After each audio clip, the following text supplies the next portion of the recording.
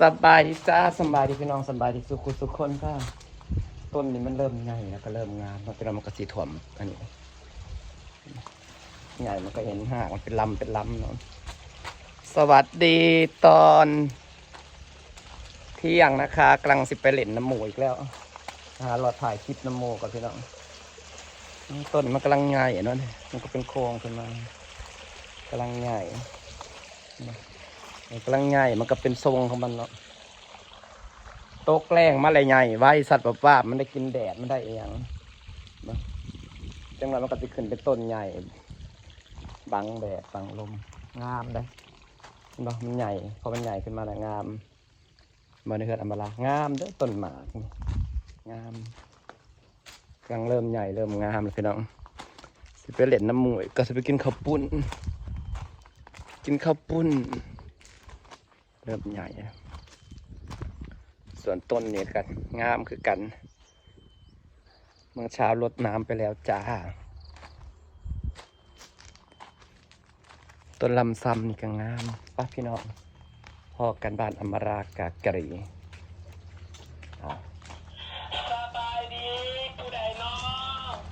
พ่อกันบ้านดอกแก้ว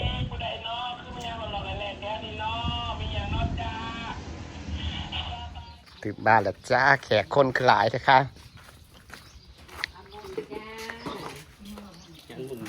เมื่อนี้มันคือไวกว่ากลัวมันอยู่ไกลกลัวบ่มันอยู่ไกลกลัวว่าวพื้นมาคืนในผ้าเมื่อน่ะเฮ้ยเต็งว่าทางน่ะคือเป็นแนวนั้นขนาดมันไปเวนเอาแม่แข้งก่อนไหนบ่มันก็ยังไหวตะเก่ามันคือซาเอาแม่แข้งข้าวเดียวอยู่เนาะบ่แม่นมันซื้อว่า2 มื้อเลยนะเพิ่นไปกินแจ่วแมงแคงครับอ่ะบ่มื้อนี่แหละทางแง่มาเขาก็เลยฟ้ามาอย่ามาลาไป กิน ต่ ว่า อ จะไปแย่แมงแคงอยู่ ต่อไว้แล้วก็บ้านบางแห้งโกยบางแห้งผ่อนมาบางทีผ่อนบางแห้งทุกคนบางแห้ง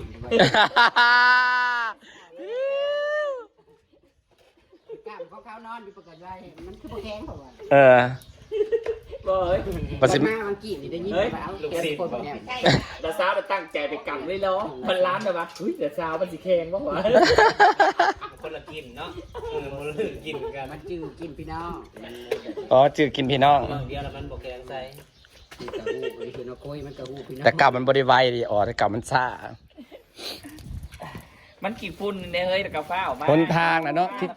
ที่จริงนั่นเขาเห็ดให้เพ่เขาว่าจิวัดจัดวัดจี้แล้วปกติทางเส้นนี่เนี่ยมันแน่นอยู่แล้วนะเฮ้ยมันแน่นอยู่แข็งเลยสุปีแล้วเขาเกตหน่อยบัดปีเนี่ยเขาเกตขึ้นสูงอีหลีเห็นนะเขาเกตขึ้น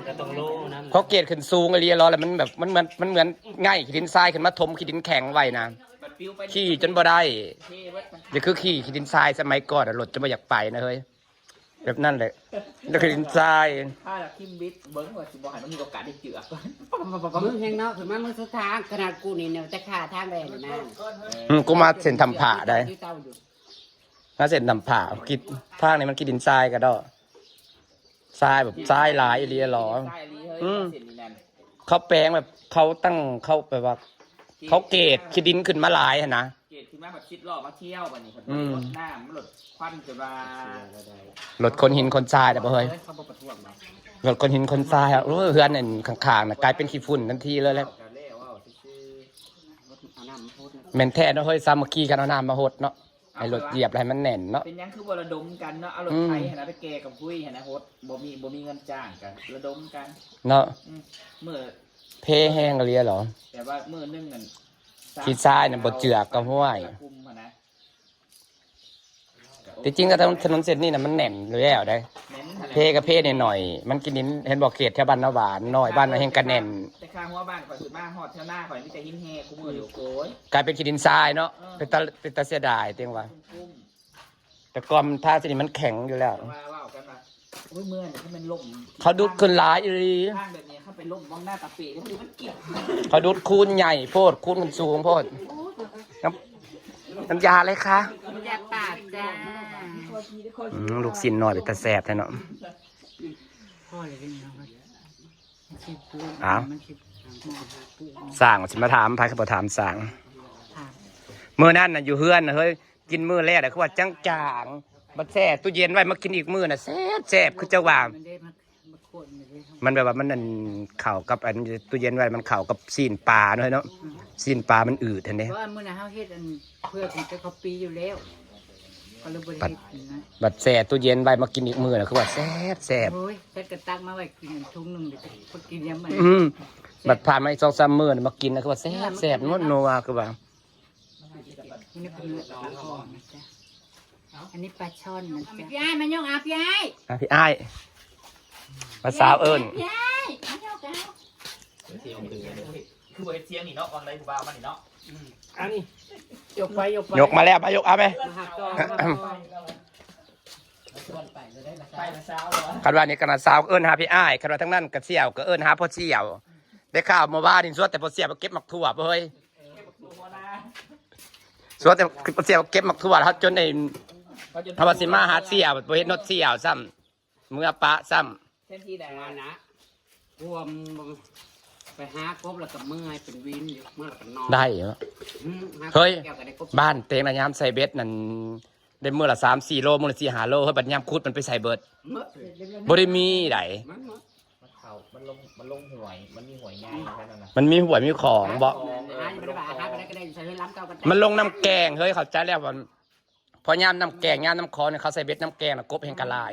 รวมไปทีมเต็มทีมนะคะวันนี้ไม่ขาดจะชิปกค่ะ แหม ในอันมองเดียว กบแถวบ้านน่ะมันลงน้ำแกงเข้าใจเลยคิดเอานั่นตอนเยื้องน่ะพี่อ้ายจะเป็นเยื้องน้ำแกงน่ะเฮ้ยได้มื้อละ5 โลมื้อละ6 โลกบนะมื้อละ5-6 โลเพียงน้ำแกงนะใส่เบ็ดนั่นเบ็ด90 ลังนะใส่กับพยายามกับคืนถืออยู่ส่วนล่างนั่นบ่ได้กบ3-4 โลต่อมื้อน่ะม่วนบัดยามไปขุดว่าตัวเดียวก็บ่ได้ มันเป็นแมงจังหวะกบกับเอาหมูนะมันลงห่วยนะ มาหาในบรรดาบามันตัวใหญ่เฮ้ยกบ14-15ตัวหรือ2 โลก็ดี ยังมื้อนั้นเห็นเบาน้ำลงได้ 16ตัว ไปขุดอยู่ใส่ ที่บางหน้าเลยครับเด้ ป้า มันจะกบบ้าง คือว่าแล้วเนาะเฮ้ยบ้านโคกแล้วมันบ่ได้ลงห้วยลงน้ำแกงเนาะเฮ้ยมันแหละบ่มันเลยย่างเนาะบ้านคือบ้านสุดเตียนน่ะพุดกบบ่ได้ค่อยได้เด้มันลงน้ำแกงเบิดมันลงคลองเนาะเฮ้ยฮอดยามนี่เดี๋ยวมันลงคลอง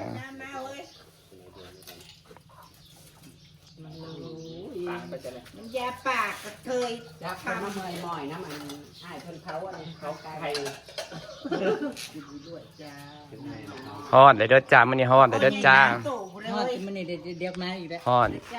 เดี๋ยวก็จะนาอยู่นะจ้ากับเรา เรื่องของเรื่องนี้ เอิ้นหมู่ขึ้นเฮือนหมู่บ่ขึ้นน้ำมันนั่งย่อๆกินเจ้าของเฮือนน่ะเป็นตะกะบาบเฮ้ย โอเคบ่ขึ้นมาเซิร์นขึ้นเฮือนกับบ่ขึ้น เจ้าของเฮือนเป็นตะกะบาบมานั่ง โยมมาตั้งแต่เช้าเชิญไปมุดจะเมื่อไปแม่เชิญ เอากับ หมูก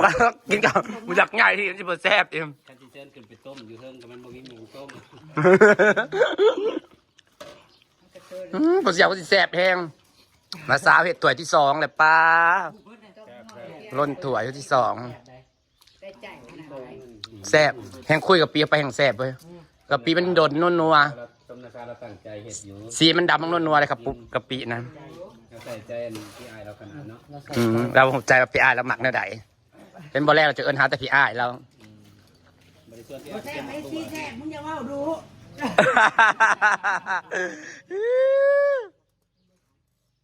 โอ้ยแมงแข็งอ๋อเหมือนว่าจะหักทางไรกับบ่ทันจำเจ็บก็อดเอาคุณหาอย่าท่าหรอก